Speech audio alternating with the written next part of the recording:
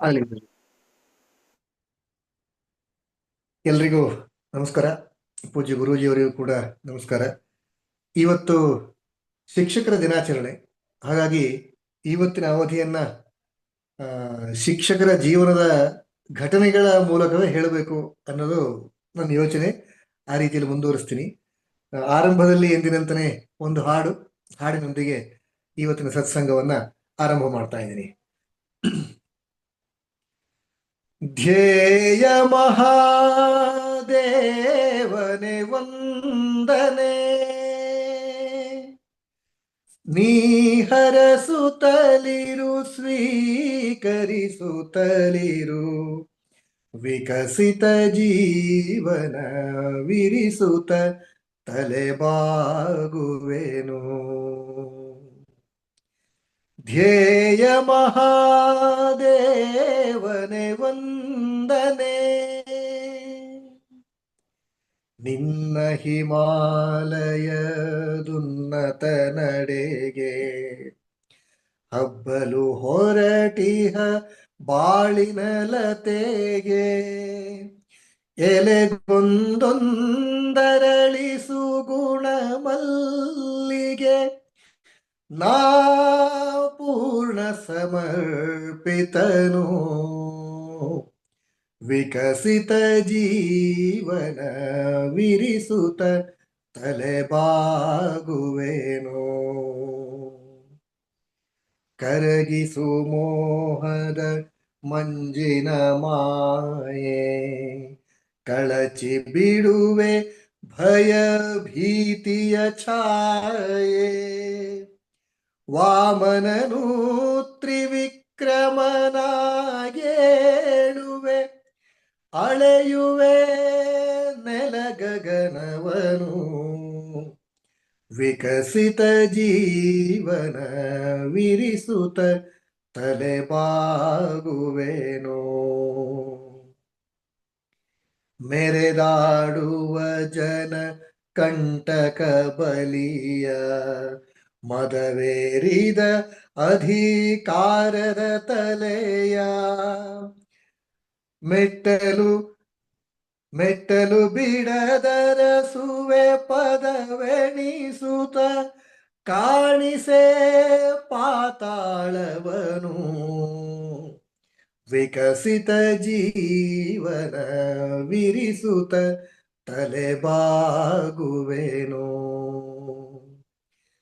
ಧ್ಯೇಯ ಮಹಾದೇವನೆ ವಂದನೆ, ನೀಹರಸುತ್ತಲಿರು ಸ್ವೀಕರಿಸುತ್ತಲಿರು,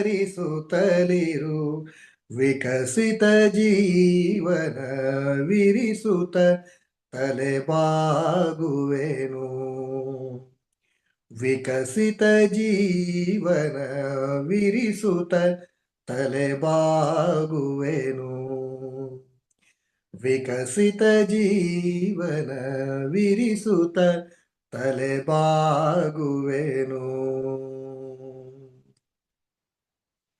ಎಲ್ರಿಗೂ ನಮಸ್ಕಾರ.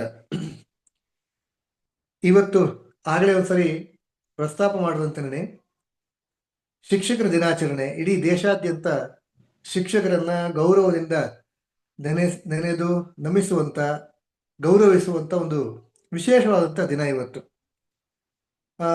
ದಿನದ ವಿಶೇಷದ ಬಗ್ಗೆ ನಮ್ಗೆಲ್ರಿಗೂ ಗೊತ್ತಿದೆ.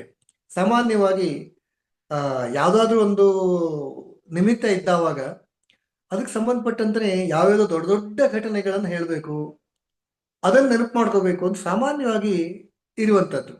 ಎಲ್ಲರ ಮನಸ್ಸು ಅದಕ್ಕೆ ಹೋಗೊಡುತ್ತೆ.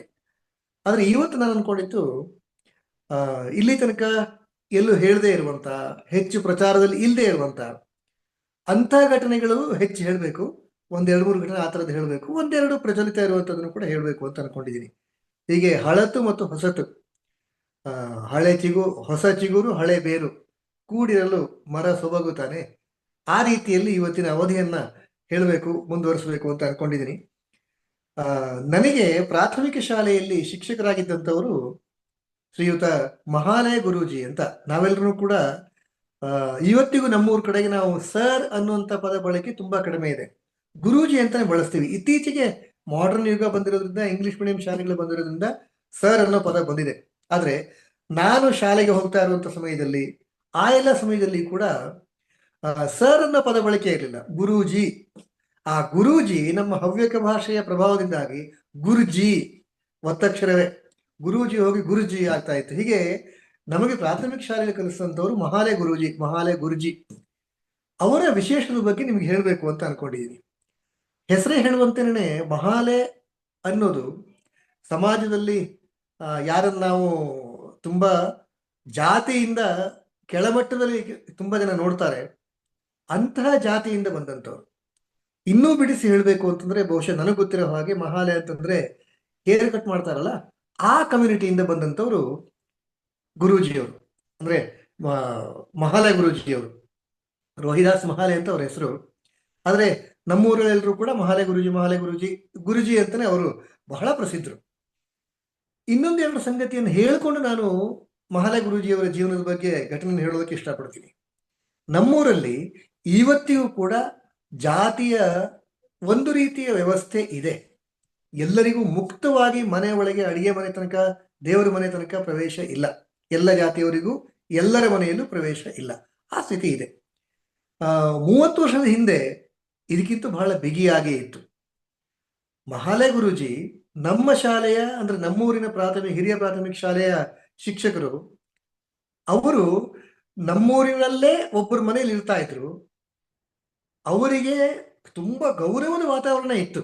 ಗುರೂಜಿ ಬಂದ್ರು ಅಂದ್ರೆ ತುಂಬಾ ಗೌರವ ಇತ್ತು. ಎಲ್ಲಿ ತನಕ ಅಂದ್ರೆ, ನಮ್ಮ ಮನೆಗಳಲ್ಲಿ, ಅಂದ್ರೆ ಊರಿನ ಯಾರದೇ ಮನೆಯಲ್ಲಿ ಏನೇ ಕಾರ್ಯಕ್ರಮ ಆದ್ರೂ, ಅದು ಉಪನಯನ ಇರ್ಬೋದು, ಮದುವೆ ಇರ್ಬೋದು, ತಿಥಿ ಇರ್ಬೋದು, ಏನೇ ಕಾರ್ಯಕ್ರಮ ಆದ್ರೂ ಮಹಾಲೆ ಗುರೂಜಿ ಶಾಲೆಯಿಂದ ಅವ್ರ ಮನೆಗೆ ಬರಬೇಕು. ಶಾಲೆ ಬಿಟ್ಟು ಬರೋ ಹಾಗಿಲ್ಲ. ಆಗೇನ್ ಮಾಡೋದು, ಶಾಲೆ ಸುಮಾರು 4 ಗಂಟೆಗೆ ಬಿಡುತ್ತೆ. 4 ಗಂಟೆಗೆ ಬಿಟ್ಟ ನಂತರ ಮಹಾಲೆ ಗುರೂಜಿ ಸೀದಾ ಅವ್ರ ಮನೆಗೆ ಹೋಗೋ ಹಾಗಿಲ್ಲ. ಯಾರ ಮನೆಯಲ್ಲಿ ಕಾರ್ಯಕ್ರಮ ಆಗುತ್ತೋ ಅವ್ರ ಮನೆಗೆ ಬರಬೇಕು. ಇದೊಂದು ರೀತಿಯ ಅಲಿಖಿತವಾದಂತ ಒಂದು ಗೌರವಪೂರ್ವಕ ನಿಯಮ. ಅಂದ್ರೆ ಯಾವುದೇ ಜಾತಿ ವ್ಯವಸ್ಥೆ ಇದ್ರೂ ಕೂಡ ಗುರೂಜಿ ನಮ್ಮ ಮನೆಗೆ ಬರಬೇಕು, ಅದೊಂದು ದೊಡ್ಡ ಗೌರವ ಅನ್ನೋ ರೀತಿಯಲ್ಲಿ ಇಡೀ ಊರಲ್ಲಿ ಆ ಥರದ ಪದ್ಧತಿ ಇತ್ತು. ಹಾಗಾಗಿ ಮಹಾಲೆ ಗುರೂಜಿ ಎಲ್ಲರ ಮನೆಗೂ ಹೋಗ್ತಾ ಇದ್ರು.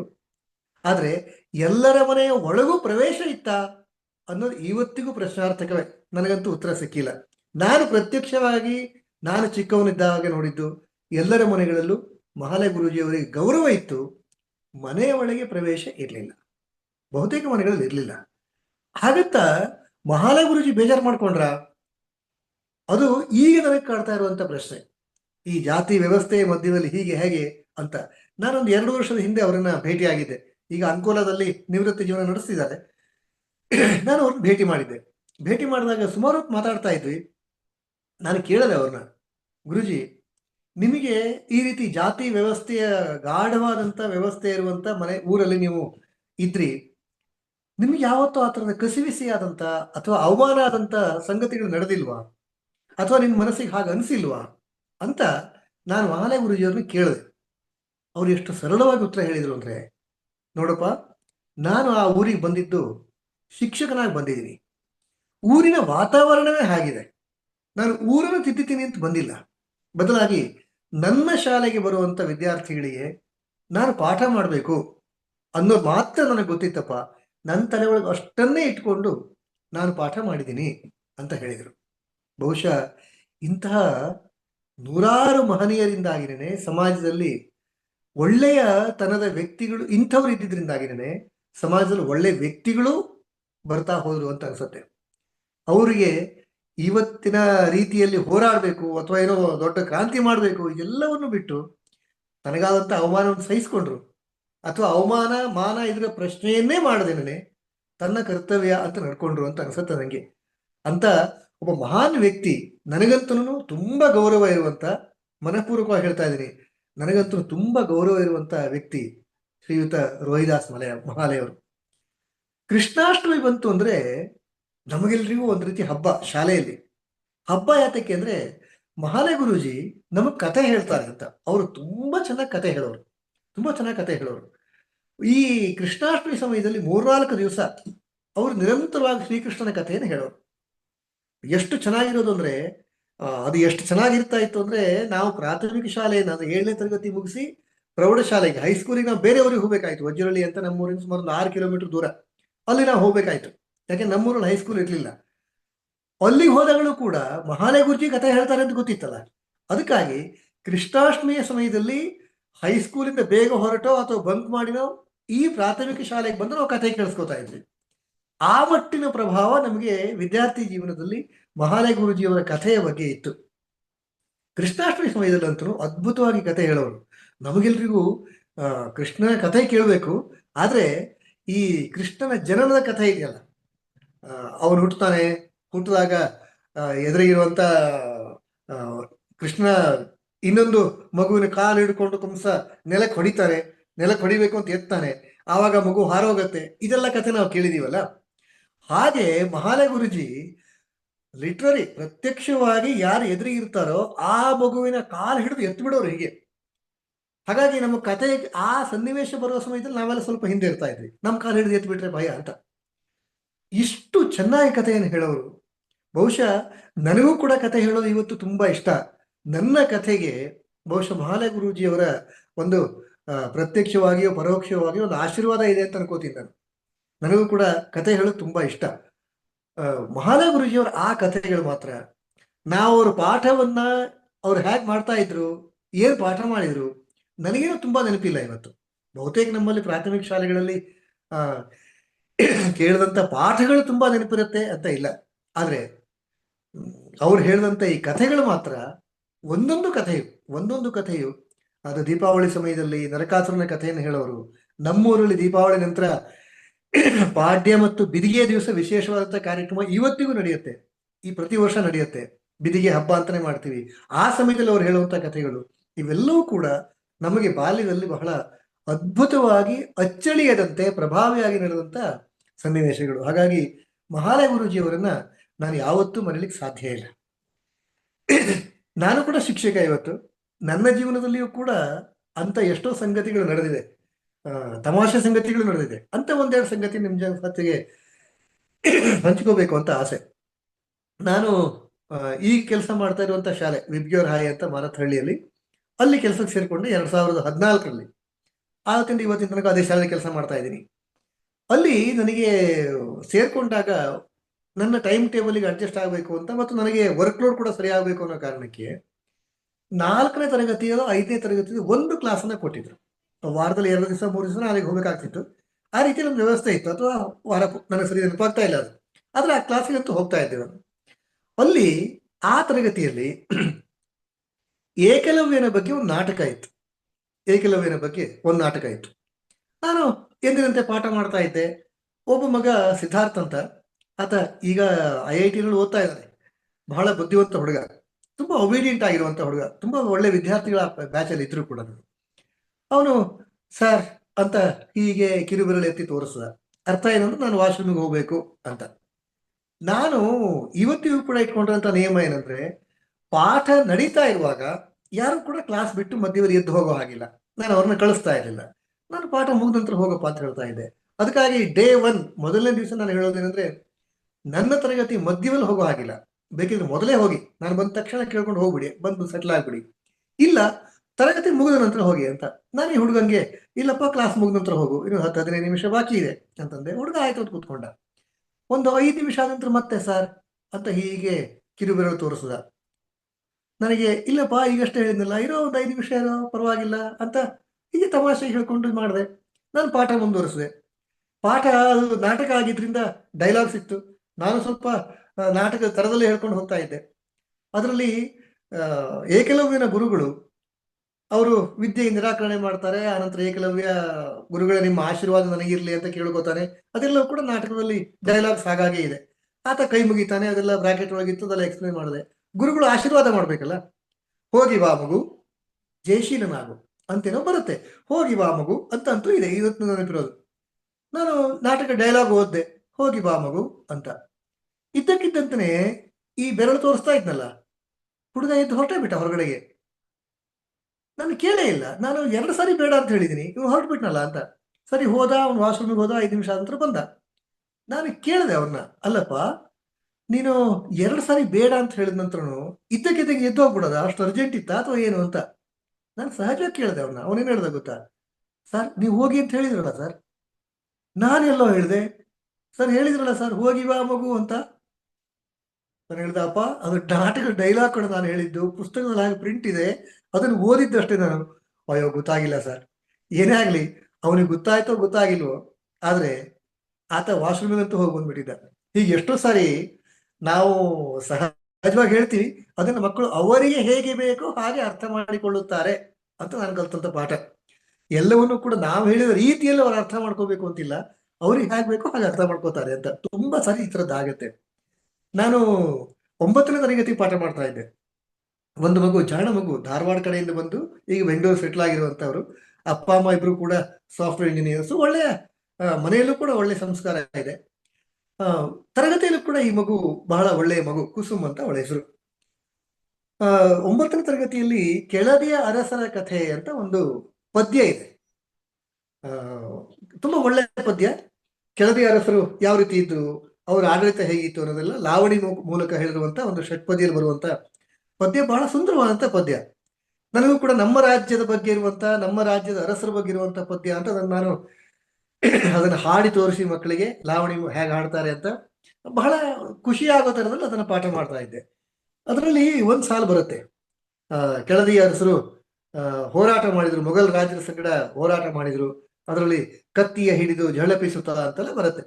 ನಾಗರ ಮುರಿಯ ಕತ್ತಿಯ ಹಿಡಿದು ಅಂತೆಲ್ಲ ಸಾಲುಗಳು ಬರುತ್ತೆ. ಅದನ್ನ ಹಾಗಾಗಿ ಓದಿ ಅದನ್ನ ಎಕ್ಸ್ಪ್ಲೇನ್ ಮಾಡ್ತಾ ಇದ್ದೆ. ಕತ್ತಿ ಹಿಡಿದು ಝಳಪಿಸಿದ್ರು ಅಂತೆಲ್ಲ, ಕತ್ತಿ ಬಳಸ್ತಾ ಇದ್ರು ಇದರಲ್ಲಿ ಅಂತೆಲ್ಲ ಹೇಳ್ತಾ ಇದ್ವಿ. ಯುದ್ಧದಲ್ಲಿ ಯುದ್ಧ ಮಾಡುವ ಕತ್ತಿ ಬಳಸಿ ಯುದ್ಧ ಮಾಡ್ತಾ ಇದ್ರು, ನಾಗರ ಮುರಿ ಅನ್ನೋದು ಇದೆಲ್ಲ ಹೇಳಿದೆ. ಒಂದು ಮಗು ಕೇಳ್ತು, ಸರ್ ಕತ್ತಿ ಯಾಕೆ ಬಳಸ್ತಾರ್ರಿ ಅಂತ ಕೇಳ್ತು. ನಾನು, ಅಲ್ಲಮ್ಮ ಯುದ್ಧ ಅಲ್ವಾ, ಯುದ್ಧ ಮಾಡುವ ಕತ್ತಿ ಬಳಸ್ಬೇಕು, ಕತ್ತಿ ಹಿಡಿದು ಜಳಿಸ್ಬೇಕು, ಕತ್ತಿ ಹಿಡ್ದ ಹೋರಾಟ ಮಾಡೋದೇ ತಾನೇ ಯುದ್ಧ ಅನ್ನೋದು, ಯುದ್ಧದಲ್ಲಿ ಸಹಜ ಅಲ್ವಾ. ಅದು ಹೀಗೆ ಮಗು ತಲೆ ಆಡಿಸ್ತು, ಸುಮ್ಮನೆ ಆಯ್ತು. ಕ್ಲಾಸ್ ಮುಗೀತು. ಅದು ಕಂಬೈನ್ ಕ್ಲಾಸ್ ನಮ್ದು, ABC 3 ಕ್ಲಾಸಲ್ಲೂ ಕೂಡ ಕನ್ನಡ ಸ್ಟೂಡೆಂಟ್ಸ್ ಇರ್ತಾರೆ, ಇಬ್ಬಿಬ್ರು 3 4 ಜನ. ಹೀಗೆ ಎಲ್ಲ ಒಟ್ಟಿಗೆ ಒಂದೇ ಕ್ಲಾಸಲ್ಲಿ ಕೂತ್ಕೊಂಡು ಕನ್ನಡ ಪಾಠ ನಡೆಯುತ್ತೆ. ಯಾರು ಹಿಂದಿಯವರು ಇರ್ತಾರೆ ಅವ್ರು ಹಿಂದಿ ಕ್ಲಾಸಿಗೆ ಹೋಗ್ತಾರೆ, ಫ್ರೆಂಚ್ನವರು ಫ್ರೆಂಚ್ ಕ್ಲಾಸಿಗೆ ಹೋಗ್ತಾರೆ, ಕನ್ನಡದವ್ರು ಕನ್ನಡ ಕ್ಲಾಸಿಗೆ ಬರ್ತಾರೆ. ಹೀಗೆ ಇರುವಂತ ವ್ಯವಸ್ಥೆ ಇಲ್ಲ, ಒಂದು ಕಂಬೈನ್ ಕ್ಲಾಸ್ ನಡೆಯೋದು. ಮಾರನೇ ದಿವಸ ಮತ್ತೆ ಇದೇ ಪದ್ಯದ ಮುಂದುವರಿಕೆ. ಆ ಮಗು ಬೇರೆ ಕ್ಲಾಸಲ್ಲಿ ಇತ್ತು, ನಾನು ಪಾಠ ಮಾಡುವ ತರಗತಿಗೆ ಬಂತು. ಡೋರ್ ತಗೊಂಡು ಬರ್ತಾ ಇದ್ದಂತಾನೆ ಇನ್ನು ಅವಳ ಪ್ಲೇಸಿಗೆ ಹೋಗೇ ಇಲ್ಲ ಅವಳು. ನೇರವಾಗಿ ನನಗೆ ಕೇಳಿದ್ಲು, ಸರ್ ನನಗೆ ಒಂದು ಡೌಟ್ ಅದ ರೀ ಅಂತಂದ್ಲು. ಹೇಳಮ್ಮ ಏನು ಅಂತ. ಮೊದಲು ಕೂತ್ಕೋ, ಆಮೇಲೆ ಕೇಳೋಣ ಏನು ಅಂತ, ಎಲ್ರು ಬರ್ಲಿ ಅಂತಂದೆ. ಸರಿ ಅಂತ ಕೂತ್ಕೊಂಡು, ಆ ಮಗು ಕೂತ್ಕೊಂಡಿಲ್ಲ, ನಿಂತ್ಕೊಂಡೇ ಇತ್ತು. ಸರ್ ಕತ್ತಿ ಯಾಕೆ ಬಳಸ್ತಾರ್ರಿ ಯುದ್ಧದಾಗ? ನನಗೆ, ಅಲ್ಲಮ್ಮ ನಿನ್ನೆ ಹೇಳಿದ್ನಲ್ಲ ಯುದ್ಧದಲ್ಲಿ ಕತ್ತಿ ಬಳಸ್ತಾರೆ ಅಲ್ವಾ, ಕೂತ್ಕೋ ಅಂತಂದೆ. ಅವಳು ಹೀಗೆ ಅನುಮಾನದಲ್ಲೇ ಕೂತ್ಕೊಂಡ್ಳು.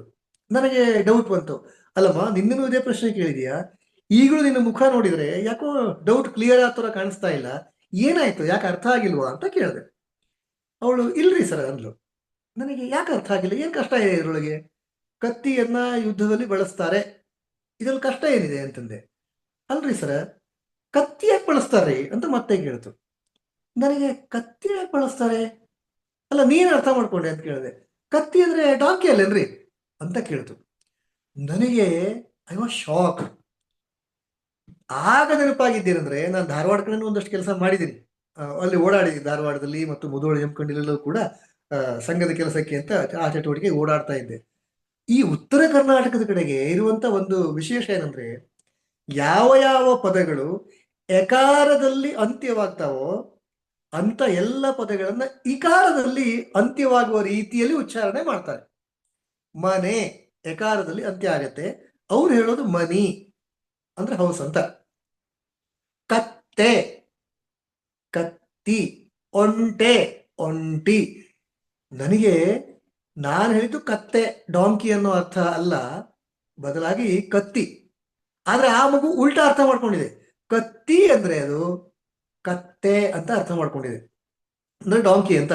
ಅವಳಿಗೆ ಪ್ರಶ್ನೆ ಬಂದಿದ್ದೇನೆಂದ್ರೆ, ಯುದ್ಧ ಮಾಡುವಾಗ ಕತ್ತೆ ಡಾಂಕಿನ ಯಾಕೆ ಯೂಸ್ ಮಾಡ್ತಾರೆ, ಕುದುರೆ ಸರಿನಪ್ಪ, ಒಂಟೆ ಸರಿ, ಆನೆ ಸರಿ, ಕತ್ತೆ ಬಳಸಿದ ಕೇಳೇ ಇಲ್ವಲ್ಲ ನಾನು ಅಂತ ಅವಳಿಗೆ ಯೋಚನೆ ಇದ್ದಿದ್ದು. ಹಾಗೆ ನಾನು ಹೇಳಿದ್ದು ಬಹಳ ಸರಳವಾದಂತ ಅರ್ಥ ಅನ್ನುವ ರೀತಿಯಲ್ಲಿ ಯುದ್ಧದಲ್ಲಿ ಕತ್ತಿಯನ್ನ ಬಳಸ್ತಾರೆ ಅಂತ. ಆದ್ರೆ ಆ ಊರಿನ ಪ್ರಭಾವ ಇತ್ತಲ್ಲ, ಆ ಮಗುದು ಮೂಲ ಧಾರವಾಡ, ಹಾಗಾಗಿ ಉತ್ತರ ಕರ್ನಾಟಕದ ಕಡೆ ಹೇಳುವಂತ ಈ ಪದ, ಅವಳು ಕತ್ತಿಯನ್ನ ಕತ್ತೆ ಅಂತ ಅರ್ಥ ಮಾಡ್ಕೊಂಡು ಪಾಪ ಒಂದ್ ದಿವಸ ಒದ್ದಾಡಿದೆ ಅದು. ಇಂಥ ಎಷ್ಟೋ ತಮಾಷೆ ಮಜಾ ಪ್ರಸಂಗಗಳು ನಡೆದು ಹೋಗ್ಬಿಡ್ತವೆ. ಡಾಕ್ಟರ್ ಗುರುರಾಜ್ ಕರ್ಜಗಿ ಅವರು ಅವರ ಜೀವನದಲ್ಲಿ ನಡೆದಂತ ಒಂದು ಘಟನೆಯನ್ನ ಹೇಳಿ ನಮ್ಗೆಲ್ರಿಗೂ ಹೇಳಿದ್ರು. ಬಹುಶಃ ನೀವು ಕೂಡ ಕೆಲವರು ಕೇಳಿಸ್ಕೊಂಡಿರ್ಬೋದು, ಆದ್ರೆ ಹೇಳ್ಬಿಡ್ತೀನಿ. ಗುರುರಾಜ್ ಕರ್ಜಗಿ ಅವರು ಅವರಿಗೆ 4-5 ವರ್ಷ ಇದ್ದಾಗ ಅಂತ ಅವ್ರು ಹೇಳಿದ್ರು. ಆ ಸಮಯದಲ್ಲಿ ಅವರು ಧಾರವಾಡದಲ್ಲಿ, ಕರ್ಜಗಿ ಅವರು ಕೂಡ ಧಾರವಾಡದಲ್ಲಿದ್ರು. ಅಲ್ಲಿಂದ ಬಿಜಾಪುರಕ್ಕೆ ಹೋಗ್ಬೇಕಾಗಿತ್ತು. ಈ 62, 63 ಆ ಸಮಯದಲ್ಲಿ ಭಾರತ ಮತ್ತು ಚೈನಾ ಯುದ್ಧ ಆಯ್ತಲ್ಲ. ಆಗ ಭಾರತ ಚೈನಾ ಯುದ್ಧ ಆದ ನಂತರ ನಮ್ಮ ದೇಶದಲ್ಲಿ ರೇಷನ್ ಪದ್ಧತಿ ಬಂತು. ಅದಕ್ಕಿಂತ ಮೊದಲು ರೇಷನ್ ಇರಲಿಲ್ಲ. ಅಕ್ಕಿ, ಸಕ್ಕರೆ, ಸೀಮೆ ಎಣ್ಣೆ ಇದಕ್ಕೆಲ್ಲದೂ ಕೂಡ ರೇಷನ್ ಕಾರ್ಡ್, ಅದೆಲ್ಲ ರೇಷನ್ ತಗೊಂಡ್ಬರೋದು. ಮತ್ತು ಇನ್ನೊಂದು ಬಿಗಿ ನಿಯಮ ಇತ್ತಂತೆ. ಏನಂದ್ರೆ, ಒಂದು ಜಿಲ್ಲೆಯಿಂದ ಇನ್ನೊಂದು ಜಿಲ್ಲೆಗೆ, ಕಲ್ಪನೆ ಮಾಡ್ಕೊಳ್ಳಿ, ಒಂದು ಜಿಲ್ಲೆಯಿಂದ ಇನ್ನೊಂದು ಜಿಲ್ಲೆಗೆ ಈ ರೇಷನ್ ಒಯ್ಯೋ ಹಾಗಿಲ್ಲ, ಅದು ಅಕ್ರಮ ಅಂತ. ಹೀಗಾಗಿ ಒಂದು ದೇಶದಿಂದ ಇನ್ನೊಂದು ದೇಶಕ್ಕೆ ಈಗೆಲ್ಲವೂ ಚಿನ್ನ ಎಲ್ಲವೂ ಹೇಗೆ ಯಾವುದೇ ಬಿಲ್ ಇಲ್ದೇನೆ ಅಥವಾ ಹೇಗೆ ಇಷ್ಟೊಂದು ನಿಯಮದ ಪ್ರಕಾರ ತರಬೇಕು, ಆ ರೀತಿಯಲ್ಲಿ ಆವತ್ತಿನ ದಿನಗಳಲ್ಲಿ ಯುದ್ಧವೇ ನಡೀತಾ ಇತ್ತಲ್ಲ, ಆ ಕಾರಣಕ್ಕೆ ಇರ್ಬೋದು ಬಹುಶಃ. ರೇಷನ್ ಅನ್ನ ಒಂದು ಜಿಲ್ಲೆಯಿಂದ ಇನ್ನೊಂದು ಜಿಲ್ಲೆಗೆ ತಗೊಂಡೋಗುವಾಗಿಲ್ಲ ಅಂತ ಒಂದು ನಿಯಮ ಇತ್ತಂತೆ. ಆ ಸಮಯದಲ್ಲಿ ಕರ್ಜಗಿಯವರ ಸಂಬಂಧಿಕರು ಬಿಜಾಪುರದಲ್ಲಿದ್ರು. ಅಲ್ಲಿಂದ ಇವರಿಗೊಂದು ಪತ್ರ ಹಾಕಿದ್ರಂತೆ. ಈಗಿನಾಗಿ ಮೊಬೈಲ್ ಇರಲಿಲ್ಲ ಅವಾಗ. ಪತ್ರ ಹಾಕಿದ್ರಂತೆ. ಪತ್ರ ಹಾಕಿ ಹೇಳಿದ್ರಂತೆ, ನಮ್ಮನೆಯಲ್ಲಿ ಅಕ್ಕಿ ಕಡಿಮೆ ಇದೆ, ಒಬ್ರು ಮಗು ಬಾಳಂತನ ಆಗಿದೆ, ಅವಳಿಗೆ ಬೇಕು ಅಂತ ಏನೋ ಕಾರಣ ಹೇಳ್ಬಿಟ್ಟು ಅಕ್ಕಿ ಕಡಿಮೆ ಇದೆ, ಒಂದು 5-10 kg ಅಕ್ಕಿ ತಂದು ಕೊಡ್ಬೋದಾ, ಧಾರವಾಡದಲ್ಲಿ ಒಳ್ಳೆ ಅಕ್ಕಿ ಸಿಗತ್ತೆ ಅಂತ ಇವ್ರಿಗೆ ಪತ್ರ ಬರೆದು ಕೇಳಿದ್ರಂತೆ. ಅಕ್ಕಿ ಸಿಗತ್ತೆ ಹೌದು, ಆದ್ರೆ ತಗೊಂಡೋಗೋದು ಹೇಗೆ, ಒಂದ್ ಕಡೆ ಇನ್ನೊಂದು ಕಡೆ ಸಾಕ್ಸೋದು ಹೇಗೆ? ಆಗ್ಲೇ ಹೇಳಿದ್ನಲ್ಲ, ಅದು ರೇಷನ್, ಅದು ಅಂದ್ರೆ ತಗೊಂಡೋಗೋ ಆಗಿಲ್ಲ ಅದು. ಹಾಗೆ ನಿಯಮ ಇತ್ತು. ಇವ್ರು ಪ್ಲಾನ್ ಮಾಡಿದ್ರು. ಏನಂದ್ರೆ, ಈಗಿನಾಗೆ ಸೂಟ್ ಕೇಸ್ ಆ ಥರದ್ದು ಯಾವ್ದು ಇರ್ಲಿಲ್ಲ ಅವಾಗ. ಏನ್ ಮಾಡ್ತಾ ಇದ್ರು ಅಂದ್ರೆ, ಎಲ್ಲ ಬಟ್ಟೆಗಳನ್ನ ಸೇರಿಸ್ಬಿಟ್ಟು ಹಾಸಿಗೆ ಸುತ್ತಾರಲ್ಲ, ಸಿಂಬೆ ಸುತ್ತೋದು ಅಂತ ಹೇಳ್ತಾರೆ, ಸುರುಳಿ ಸುತ್ತೋದು ಅಂತ. ಹೀಗೆ ಹಾಸಿಗೆ ರೋಲ್ ಮಾಡಿದ ರೀತಿಯಲ್ಲಿ ರೋಲ್ ಮಾಡ್ತಾ ಒಂದಷ್ಟು ಬಟ್ಟೆಗಳೆಲ್ಲ ಇಟ್ಟು, ಮಗು ಬಟ್ಟೆ, ಅವ್ರ ಬಟ್ಟೆ ಎಲ್ಲ ಇಟ್ಟು, ಮಧ್ಯದಲ್ಲಿ ಅಕ್ಕಿನೂ ಇಟ್ಬಿಟ್ಟು ಹಾಸಿಗೆ ತಗದಲ್ಲಿ ಸುತ್ತಿ ಅದನ್ನ ಹೆಗಲ ಮೇಲೆ ಇಟ್ಕೊಂಡು ಹೋಗೋ ಥರ ಯೋಚನೆ ಮಾಡ್ಕೊಂಡ್ರು. ಹೊರಟು ಧಾರವಾಡದಿಂದ ಬಿಜಾಪುರಕ್ಕೆ ರೈಲಲ್ಲಿ ಹೊರಟರು. ಟ್ರೈನಲ್ಲಿ ಸ್ಟೇಷನ್ ಅಲ್ಲಿ ಇಳಿದ್ರು. ಇವ್ರಿಗೆ ಉದ್ದಕ್ಕೂ ಅನಿಸ್ತಾ ಇತ್ತಂತೆ, ಯಾರಿಗೆ, ಕರ್ಜಗಿಯವರ ತಾತಂಗೆ, ಪೊಲೀಸರು ನೋಡ್ಬಿಟ್ರೆ ಅರೆಸ್ಟ್ ಮಾಡ್ತಾರೆ, ದಯವಿಟ್ಟು ಅಂಥದ್ದೊಂದು ಆಗದೇ ಇರಲಿ ಅಂತ ಯೋಚನೆ ಮಾಡ್ತಾ ಇದ್ರಂತೆ. ಇವರು ಚಿಕ್ಕ ಮಗು, ಗುರುರಾಜ್ ಕರ್ಜಗಿಯವರು, ಒಂದ್ ಕೈಯಲ್ಲಿ ಇವರನ್ನ, ಇನ್ನೊಂದು ಕೈಯಲ್ಲಿ ಆ ಅಕ್ಕಿ ಮೂಟೆ ಇರುವಂತ, ಅಂದ್ರೆ ಒಂದು 8-10 kg ಅಕ್ಕಿ ಇರುವಂತ ಅಕ್ಕಿಯನ್ನ ಸುರುಳಿ ಸುತ್ಕೊಂಡು, ದಿಮ್ಮ ತರ ಮಾಡ್ಕೊಂಡು ಹೋಗಿದ್ರಲ್ಲ, ಸುರುಳಿ ಸುತ್ಕೊಂಡು ಅದನ್ನ ಹೆಗಲ ಮೇಲೆ ಇಟ್ಕೊಂಡಿದ್ರು. ಎರಡನ್ನು ಹಿಡ್ಕೊಂಡು ದಪ್ಪ ದಪ್ಪ ದಪ್ಪ, ಸ್ವಲ್ಪ ಬೇಗ ಬೇಗ ಬೇಗ ಬೇಗ ಬಾರೋ ಅಂತ ಇವನು ಕರ್ಕೊಂಡು ಒಟ್ಟಿಗೆ ಓಡಿಸ್ಕೊಂಡ್ ರೀತಿಯಲ್ಲಿ ದಪ್ಪ ದಪ್ಪ ಹೆಜ್ಜೆ ಹಾಕೊಂಡು ಹೋಗ್ತಾ ಇದ್ರು. ಇವ್ರು ಹಂಗೆ ಹೋಗ್ತಾ ಇರುವಾಗ ಇದ್ದಕ್ಕಿದ್ದಂತೆ ಇವ್ರ ಮನಸ್ಸಲ್ಲಿ ಅನ್ಕೋತಾ ಇದ್ರಲ್ಲ, ಸದ್ಯ ಪೊಲೀಸರು ಯಾರು ಸಿಗದೇ ಇದ್ರು ಸಾಕು, ಹಿಡಿಯದೇ ಇದ್ರು ಸಾಕು ಅಂತ. ಇವ್ರು ಯಾವ್ದು ಆಗದೇ ಇದ್ರು ಸಾಕು ಅಂತ ಮನಸ್ಸಲ್ಲಿ ಅನ್ಕೋತಾ ಇದ್ರು. ಅದೇ ಆಯ್ತು. ಒಬ್ಬ ಪೊಲೀಸ್ ಎದುರಿಗೆ ಬಂದ್ಬಿಟ್ಟು, ನಿಮ್ಮನ್ನ ನಮ್ಮ ಸಾಹೇಬ್ರು ಕರೀತಾರ್ರಿ ಅಂತ ಹೇಳಿದಂತೆ. ಸಾಹೇಬ್ರು ಕರೀತಾರೆ. ಪೊಲೀಸು ಎದುರಿಗೆ ಬಂದ ತಕ್ಷಣನೇ ಇವರಿಗೆ ಅರ್ಧ ಜೀವ ಹೋಗಿತ್ತು ತಾತಂಗೆ. ಯಾಕೆ ಪೊಲೀಸರು ಎದುರಿಗೆ ಬಂದ್ರು ಅಂತ ನಿಲ್ಲಿಸಿದ ತಕ್ಷಣನೇ. ಇನ್ನು ಸಾಹೇಬರು ಕರೀತಾರೆ ಅಂದ ತಕ್ಷಣ ಅಂತನೂ ಇನ್ನೂ ದೊಡ್ಡ ಅವಮಾನ ಅಂತ ಅನಿಸ್ಬಿಡ್ತು. ಯಾವ ಸಾಹೇಬ್ರು? ದೊಡ್ಡ ಸಾಹೇಬ್ರು ಕರೀತಾರ್ರಿ ಅಂತ. ಅಯ್ಯೋ ದೇವ್ರಿ, ಎಂತ ಓಳ್ ಬಂತು. ಆಯ್ತು, ನನ್ನ ಕತೆ ಮುಗೀತು. ಒಟ್ಟಿನಲ್ಲಿ ನಾನು ಅಕ್ಕಿ ತಗೊಂಡು ಹೋಗಿದ್ದು ಅದು ಇವನಿಗೆ ಸುರುಳಿ ಸುತ್ಕೊಂಡು ಹೋಗಿದ್ದಲ್ಲ ಹಾಸಿಗೆ ಒಳಗೆ, ಕಳ್ತನ ಮಾಡ್ದಂಗೆನೆ. ಆಯ್ತು, ನನ್ನ ಕತೆ ಮುಗೀತು ಅಂತ ಅನ್ಕೊಂಡ್ರು. ಎಲ್ಲಿದ್ದಾರೆ ಸಾಹೇಬ್ರು? ಅಲ್ಲಿ ಗಾಡಿ ಹತ್ರ ಇದ್ದಾರೆ. ಅಷ್ಟೊತ್ತಿಗೆ ಇವನ್ನ ಕೈ ಹಿಡಿದು ಎಳ್ಕೊಂಡು ಹೋದ್ರು. ಇವ್ರು ಹೋದ್ರು ಅಲ್ಲಿಗೆ, ಹತ್ರಿ ಗಾಡಿ ಹತ್ರಿ ಅಂತ. ಅಲ್ಲಪ್ಪ, ನಾನು ಪೊಲೀಸ್ ಜೀಪ್ ಹತ್ಬೇಕಾ, ಪೊಲೀಸ್ ವೆಹಿಕಲ್ ಹತ್ಬೇಕಾ? ಈಗೆಲ್ಲ ಪೊಲೀಸ್ ಸ್ಟೇಷನ್ಗೆ ಹೋಗಿ ಬಂದ್ರೆ ಬಹಳ ಗ್ರೇಟ್ ಅಂತ, ಜೈಲಿಗೆ ಹೋಗಿ ಬಂದ್ರೆ ಇನ್ನೂ ಗ್ರೇಟ್ ಅಂತ ಅವ್ರಿಗೆ ಹಾರ ಹಾಕಿ ಸನ್ಮಾನ ಮಾಡ್ತಾರೆ ಇವತ್ತೆಲ್ಲರೂ. ಆವತ್ತಿನ ದಿನಗಳು ಆಗಿರ್ಲಿಲ್ಲ. ಆವತ್ತು ಪೊಲೀಸ್ ಸ್ಟೇಷನ್ಗೆ ಹೋಗೋದಂದ್ರೆ ಅವಮಾನ ಅಂತ ಇತ್ತು. ಪೊಲೀಸ್ ವೆಹಿಕಲ್ ಅಲ್ಲಿ ಯಾರಾದ್ರೂ ಹೋದ್ರು ಅಂದ್ರೆ, ಏನು ಪೊಲೀಸ್ ವೆಹಿಕಲ್ ಹೋದಂತೆ ಅಂತ, ಆ ರೀತಿಯ ಅವಮಾನ ಸಂಗತಿ ಅದು. ಇವರು ಕೂಡ, ಇವರ ತಾತ ಅವರು ಕೂಡ ಟೀಚರ್ ಆಗಿದ್ದಂಥವ್ರು, ಶಿಕ್ಷಕರಾಗಿದ್ದಂಥವ್ರು. ಒಬ್ಬ ಶಿಕ್ಷಕ, ನಿವೃತ್ತ ಶಿಕ್ಷಕರಾಗವರು, ಅವರು ಆ ವಯಸ್ಸಲ್ಲಿ ಪೊಲೀಸ್ ವೆಹಿಕಲ್ ಹೋಗುದಂದ್ರೆ ಎಂಥ ದೊಡ್ಡ ಅವಮಾನ ಅದು. ಆದ್ರೆ ಪೊಲೀಸ್ ಇದ್ದಾನೆ, ಸಾಹೇಬ್ರೆ ಬರ್ಲಿಕ್ಕೆ ಹೇಳಿದ್ದಾರೆ, ಬೇರೆ ಗತಿ ಇರ್ಲಿಲ್ಲ, ಹತ್ತಿ ಕೂತ್ಕೊಂಡ್ರು. ಹೋಗಿ ಪೊಲೀಸ್ ಜೀಪಲ್ಲಿ ಎಲ್ಲಿಗೆ ಅಂತ ಕೇಳಿದ್ರೆ, ಅವ್ರ ಮನೆಗೆ ಹೋಗ್ಬೇಕು ಅಂತ. ಇವ್ರಿಗೆ ಇನ್ನೂ ಗಾಬರಿ. ಅರೆ ಪೊಲೀಸ್ ಆಫೀಸರ್ ಮನೆಗೆ ನಾನ್ಯಾಕೆ ಹೋಗ್ಬೇಕು, ಒಟ್ಟು ಮುಗಿತ್ ತನಕತೆ ಅಂತ ಅನ್ಕೊಂಡ್ರಂತೆ.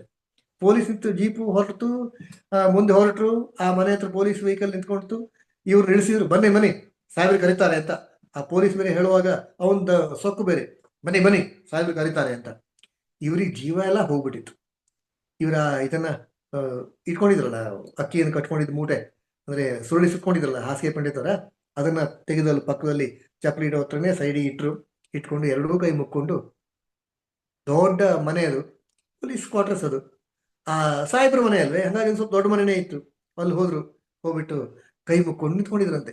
ಅಂದ್ರೆ ಸಾಹೇಬ್ರು ಬರ್ತಾರೆ ಈಗ ಅಂತ. ಅಷ್ಟೊತ್ತಿಗೆ ಒಬ್ಬ ಕಪ್ಪಗಿನ ಒಬ್ಬ ದಡಿಯ, ಅಷ್ಟು ಎತ್ತರ, ಹತ್ರ 6 ಅಡಿ ಎತ್ತರದ ಒಬ್ಬ ವ್ಯಕ್ತಿ ಅವನು ಬಂದ್ಬಿಟ್ಟು ಅವ್ರು ಬಂದ ತಕ್ಷಣ ಪಕ್ಕದ ಪೊಲೀಸ್ ಒಂದು ಸಲ್ಯೂಟ್ ಹೊಡೆದ. ಇವ್ರು ನಮಸ್ಕಾರ ರೀ ಸರ, ಬಿಟ್ಬಿಡ್ರಿ ಸರ, ಬಿಟ್ಬಿಡ್ರಿ, ತಪ್ಪಾಗಿದ್ರಿ, ಬಿಟ್ಬಿಡ್ರಿ ಅಂತ ಪದೇ ಪದೇ ಪದೇ ಕೇಳ್ತಿದ್ದಾರೆ. ಯಾರು ಹೋಗಿರುವಂತ ಕರ್ಜಿಗೆ ಅವರ ತಾತ ಕೈ ಮುಕ್ಕೊಂಡು ಬಿಟ್ಬಿಡ್ರಿ ಸರ, ತಪ್ಪಾಗಿದೆ ಬಿಟ್ಬಿಡ್ರಿ ಅಂತ. ಎದುರಿಗೆ ಬಂದಿರುವಂತ ಆ ಆಫೀಸರ್ ಅಂತ ಯಾರು ಹೇಳಿದ್ನಲ್ಲ, ಪೊಲೀಸ್ ಆಫೀಸರ್, ಅವನು ಕಪ್ಪಗಿದ್ದ, ಎತ್ತರ ಇದ್ದ. ಬಂದವನು ಒಂದು 2 ಹೆಜ್ಜೆ ಮುಂದೆ ಬಂದ.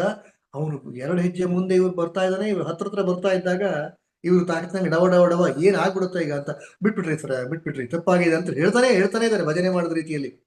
ಆದ್ರೆ ಬಂದಿರುವಂತ ಆ ಆಫೀಸರ್, ಆತ ಧಪಕ್ ಅಂತ ನೆಲದ ಮೇಲೆ ಬಿದ್ದು ಇವ್ರು ಕಾಲು ಹಿಡಿದು ನಮಸ್ಕಾರ ಮಾಡಿದಂತೆ. ಕಾಲು ಹಿಡ್ಕೊಂಡ್ಬಿಟ್ಟಿದ್ದಾರೆ. ಇವರಿಗಿನ್ನು ಆಶ್ಚರ್ಯ, ಅಯ್ಯೋ ಸರ ಬಿಟ್ಬಿಡ್ರಿ ಅಂತ ಇವರು ಹಿಂದೆ ಸರಿದ್ರು. ಏನು ಅಂತಾನೆ ಅರ್ಥ ಆಗ್ತಾ ಇಲ್ಲ ಇವರಿಗೆ. ಮುಗಿದ ಕೈ ಹಾಗೆ ಇದೆ. ಆತ ನಮಸ್ಕಾರ ಮಾಡಿ ಎರಡೂ ಕಾಲನ್ನ ದೇವಸ್ಥಾನದಲ್ಲಿ ಸಾಷ್ಟಾಂಗ ನಮಸ್ಕಾರ ಮಾಡ್ತಾರಲ್ಲ, ಆ ರೀತಿ ನಮಸ್ಕಾರ ಮಾಡಿ ಎದ್ಬಿಟ್ಟು ನಮಸ್ಕಾರ ಅಂತ ಹೇಳಿದಂತೆ ಆ ಪೊಲೀಸ್ ಆಫೀಸರ್. ನನ್ ಗುರುತು ಸಿಕ್ತ್ರಿ ಅಂತ ಕೇಳಿದ್ರಂತೆ. ಇವನು ತಾತ ಹೇಳಿದ್ರು, ಇಲ್ರಿ ಸರ, ಗುರುತು ಸಿಕ್ಕಿಲ್ರಿ ಅಂತ ಎರಡೂ ಕೈ ಮುಗಿದವ್ರು. ಆನಂತರ ನಾನ್ರಿ ಸರ್ ಭೀಮಾ ಅಂತ ಹೇಳಿದಂತೆ ಅವನು. ಭೀಮಾ? ಯಾವ ಭೀಮಾ? ಅವ್ರು ಹೇಳಿದ್ರಂತೆ police officer, sir Murugod Bhimya ರೀ. ಮುರುಗೋಡ್ ಭೀಮ್ಯಾ? ಇವರು ಅಷ್ಟು ಹೇಳಿದ ತಕ್ಷಣ ಹಿಂಗೆ ಕೈ ಮುಗಿದ್ರಲ್ಲ, ನಿಧಾನಕ್ಕೆ ಕೈ ತೆಗೆದು ಆ ಪೊಲೀಸ್ ಆಫೀಸರ್ ಕಪಾಳಕ್ಕೆ ಫೈಡ್ ಅಂತ ಒಂದು ಬಿಟ್ರಂತೆ. ಅಂದ್ರೆ ಹೆಂಗಿರ್ಬೋದು ನೋಡಿ, ಇಷ್ಟೊತ್ತು ಬಿಟ್ಬಿಡ್ರಿ ಸರ ಅಂತ ಕೈ ಮುಗಿದವರು ಭೀಮ್ಯಾ ಅಂದ ತಕ್ಷಣನೇ ಫೈಡ್ ಅಂತ ಹೊಡೆದ್ಬಿಟ್ಟು ಹೊಡೆದು ಹೋಗಿ ತಪ್ಕೊಂಡ್ಬಿಟ್ರಂತೆ ಅವ್ರನ್ನ, ಪೊಲೀಸ್ ಆಫೀಸರ್ನ. ಅಕ್ಕಪಕ್ಕ ಇದ್ದವರಿಗೆಲ್ಲ ಆಶ್ಚರ್ಯ, ಇದ್ಯಾಕೆ ಹಿಂಗಾಯ್ತು ಅಂತ. ಆಗ ಇವರು ತಾತ ಹೇಳಿದ್ರಂತೆ, ಅಲ್ಲೋ ಭೀಮಿಯಾ, ಇಷ್ಟು ಬದಲಾಗಿ ಅಲ್ಲೋ ನೀನು. ಇಬ್ರು ತಪ್ಪಿಕೊಂಡು ಗಳ ಹತ್ತು ಬಿಟ್ರಂತೆ. ಇವರಿಗೂ ಅಂದ್ರೆ ತಾತಂಗೆ ತನ್ನ ಶಿಷ್ಯ ಇಷ್ಟು ಎತ್ತರಕ್ಕೆ ಬೆಳೆದಾರೆ, ಪೊಲೀಸ್ ಆಫೀಸರ್ ಆಗಿದ್ದಾನೆ ಅಂತ ಖುಷಿ ಆದ್ರೆ, ಇಷ್ಟು ವರ್ಷಗಳ ನಂತರ ತನ್ನ ಗುರುಗಳು ಸಿಕ್ಕಿದ್ದಾರೆ ಅಂತ ಅವನಿಗೆ ಆಸೆ, ಅವನಿಗೆ ಖುಷಿ. ಹೀಗೆ ಇಬ್ಬರಿಗೂ ಕೂಡ ಒಂದು ರೀತಿ ಸಾರ್ಥಕದ ಭಾವ ಆವತ್ತು ಇತ್ತು ಅಂತ. ಕಥೆ ಆಗಿದ್ದಿಷ್ಟು. ಆ ಭೀಮ ಅಂದ್ರೆ ಈಗ ಮುರುಗೋಡು ಭೀಮಿಯ ಪೊಲೀಸ್ ಆಫೀಸರ್ ಆಗಿದ್ದಾನಲ್ಲ, ಅವನು ಯಾರು ಅಂತಂದ್ರೆ, ಈ ಗುರುರಾಜ್ ಕರ್ಜಿಯವರ ತಾತ ಎಲ್ಲಿ ಶಿಕ್ಷಕರಾಗಿ ಕೆಲಸ ಮಾಡ್ತಾ ಇದ್ರು, ಅದೇ ಊರಲ್ಲಿ ರಸ್ತೆಯ ಕಸ ಹೊಡಿತಾ ಇರುವಂತ ಒಬ್ಬ ಜವಾನನ ಮಗ. ಅವನಿಗೆ ಓದ್ಲಿಕ್ಕೆ ಆಸೆ ಭೀಮನಿಗೆ, ಆದ್ರೆ ಓದಿಸುವಂತ ಸ್ಥಿತಿ ಅವರ ತಂದೆಗೆ ಇರಲಿಲ್ಲ. ಅದಕ್ಕೆ ಈ ಗುರುರಾಜ್ ಕರ್ಜಿಯವರ ತಾತ ತಮ್ಮ ಮನೆಯಲ್ಲೇ ಉಳಿಸ್ಕೊಂಡು ಪ್ರಾಥಮಿಕ ಶಾಲೆ ಪೂರ್ತಿ ಓದಿಸಿದ್ರು. ಮತ್ತು ಮುಂದೆ ಹೈಸ್ಕೂಲಿಗೆ ಹೋಗ್ಬೇಕು ಅಂದವರು ಕೂಡ ಪಕ್ಕದೂರಿಗೆ ಹೋಗಿ ಅಲ್ಲಿ ಅಡ್ಮಿಷನ್ ಬೇಕಾದಂತ ವ್ಯವಸ್ಥೆ ಮಾಡಿ ಏನ್ ಬೇಕೋ ಎಲ್ಲವನ್ನು ಮಾಡಿಸಿದ್ರು. ಅವನು ಓದಿಕೆಗೆ ಎಷ್ಟು ಬೇಕು ಅದೆಲ್ಲವನ್ನು ಕೂಡ ಇವ್ರು ಮಾಡಿದ್ರು. ಆನಂತರ ಏನಾಯ್ತು ಇವ್ರಿಗೂ ಗೊತ್ತಿಲ್ಲ, ಪಕ್ಕದೂರಿಗೆ ಹೋದ, ಅವನು ವಿದ್ಯಾಭ್ಯಾಸ ಮುಂದುವರಿಸ್ತಾ, ಇದೆಲ್ಲವೂ ಸರಿ. ಆದ್ರೆ ಪ್ರಾಥಮಿಕ ಶಾಲೆಯಲ್ಲಿ ತಮ್ಮ ಮನೆಯಲ್ಲೇ ಉಳಿಸ್ಕೊಂಡು ಓದಿಸಿದ್ರಲ್ಲ, ಅದು ಅವನಿಗೆ ಗೊತ್ತಿತ್ತು. ಆಗ ಅವನು ಭೀಮ, ಪ್ರಾಥಮಿಕ ಶಾಲೆ ಹುಡುಗ. ಆನಂತರ ನೋಡೇ ಇಲ್ಲ ಇವರು. 10-20 ವರ್ಷಗಳಾಗ್ಬಿಟ್ಟಿದೆ. ಈಗ ಇಷ್ಟೆತ್ರ ಬೆಳೆದ್ಬಿಟ್ಟಿದ್ದಾನೆ, ಪೊಲೀಸ್ ಆಫೀಸರ್ ಆಗಿದ್ದಾನೆ. ಅವನೆಲ್ಲವನು ಹೇಳಿದಂತೆ, ಸರ್ ನೀವು ಆವತ್ತು ನಿಮ್ಮ ಮನೆಯಲ್ಲಿ ನನ್ನನ್ನು ಉಳಿಸ್ಕೊಂಡಿಲ್ಲ ಅಂತಾದ್ರೆ, ಉಳಿಸಿ ಓದಿಸಿಲ್ಲ ಅಂತಾದ್ರೆ, ನಾನು ಇವತ್ತು ನನ್ನ ಜೀವನದಲ್ಲಿ ಈ ಮಟ್ಟಕ್ಕೆ ಬರ್ಲಿಕ್ಕೆ ಸಾಧ್ಯ ಆಗ್ತಾ ಇರಲಿಲ್ಲ. ಹಾಗಾಗಿ ನಾನು ಇವತ್ತೇನಾದ್ರೂ ಈ ಎತ್ತರಕ್ಕೆ ಬೆಳೆದಿದ್ದೀನಿ, ನನ್ನ ಜೀವನ ನಡೆಸ್ಕೊಂಡು ಹೋಗ್ತಾ ಇದ್ದೀನಿ, 4 ಜನರಿಗೆ ಈ ಮೂಲಕ ಸಹಾಯ ಮಾಡ್ತಾ ಇದ್ದೀನಿ, ಸಮಾಜದ ಹಿತಕ್ಕೋಸ್ಕರ ಕೆಲಸ ಮಾಡ್ತಾ ಇದ್ದೀನಿ ಅಂತ ಇದ್ರೆ ಅದಕ್ಕೆ ತಾವೇ ಕಾರಣ ಸರ್ ಅಂತ ಮುರುಗೋಡು ಭೀಮ ಅವರು ಕೈ ಮುಗಿದು ನಿಂತ್ಕೊಂಡ್ರಂತೆ. ಇದು ಒಬ್ಬ ಶಿಕ್ಷಕ ಮನಸ್ಸು ಮಾಡಿದ್ರೆ ಏನ್ ಮಾಡ್ಬೋದು ಅನ್ನೋದಕ್ಕೆ ಒಂದು ಒಳ್ಳೆಯ ಉದಾಹರಣೆ ಅಂತ. ಇಂಥ ಹಲವಾರು ಸಂಗತಿಗಳು ಎಷ್ಟೋ ಜನ ಟೀಚರ್ಸ್ ಜೀವನದಲ್ಲಿ ನಡೆದು ಹೋಗ್ಬಿಡುತ್ತೆ. ನನ್ನ ಜೀವನದಲ್ಲೂ ನಡೆದಿದ್ದು ನಾನು ಹೇಳಿದೆ.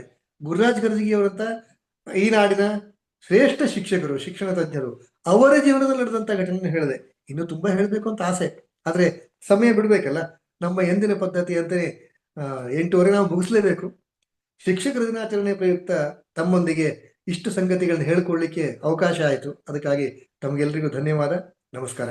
ಮುಂದಿನ ಅವಧಿಗಳಲ್ಲಿ ಇನ್ಯಾವತ್ತಾದ್ರೂ ಇಂಥ ಅವಕಾಶಗಳು ಸಿಕ್ಕಿದ್ರೆ ಮತ್ತೆ ಹೇಳುವಂತ ಪ್ರಯತ್ನ ಮಾಡೋಣ. ನಮಸ್ಕಾರ.